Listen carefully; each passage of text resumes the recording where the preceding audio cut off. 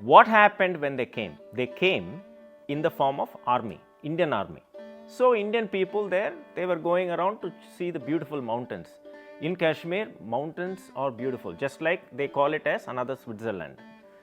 So beautiful scenic places. So a lot of Indian families, they went to see the sceneries. So they were, small stalls were there, they were drinking tea, or they were drinking tea, watching the beauty of the nature. So suddenly there were some 5 people who came in army's dress. So they came, everybody thought, oh, they are army people. So they were happy, somebody is to protect. So they came, they said, okay, what are you? You're Hindu or a Muslim? So they said, some said Muslims, some said Hindu. They said, all the Muslims come aside.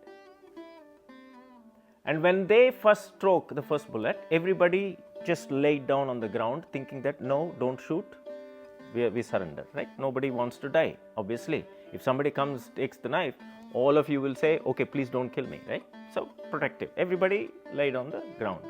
They came, touched their heads with the shoe and said, get up, who are you, Hindu or Muslim? Some said Hindu. They just shot them point blank. They just shot them because they are Hindu in front of their own family. Wife, kids are there. They just shot. But one guy, that's the story. One guy, he had known some verses of Quran. So he said, oh yeah, tell me about the verse. They asked, this is what you have to know. They asked surah number.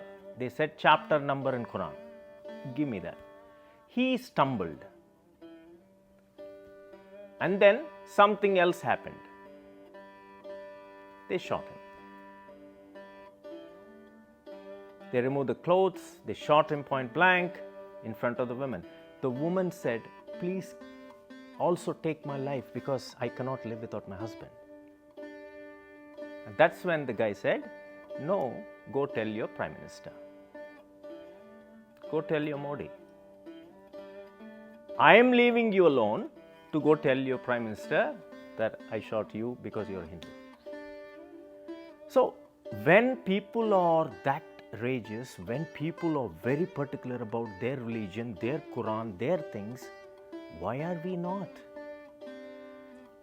Why are we not?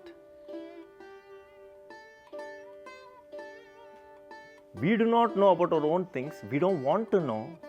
Why are we not? That is my question to all of us.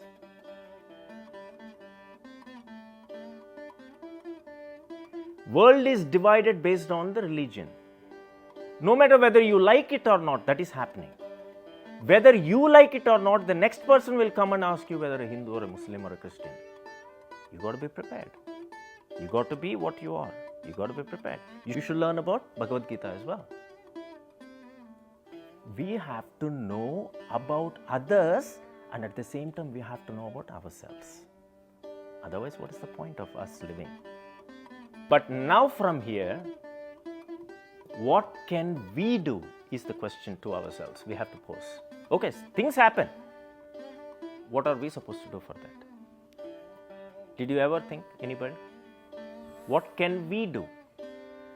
Lot of people give advices. Oh, we should go march. We should take off Pakistan. We should fight. Put the nuclear weapon on them. Any Tom, Dick and Harry on the road will say that. But what you do, everybody, it is your responsibility as a citizen or as a person from that great land.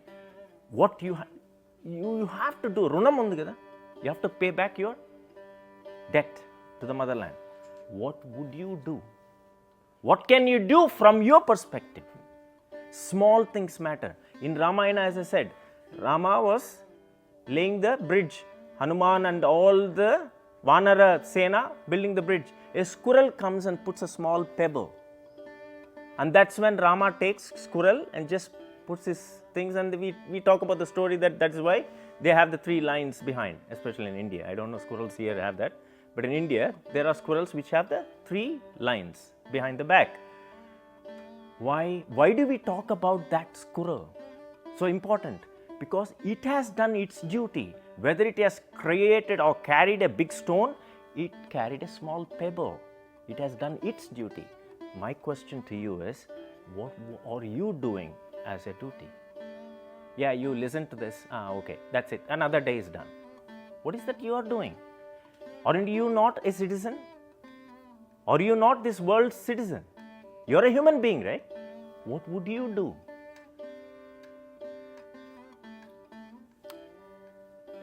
Isn't it your responsibility to do something? Right?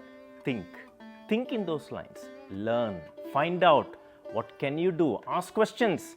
Ask your parents. If not, ask somebody else. What can you do? That quest should come to all of you as children.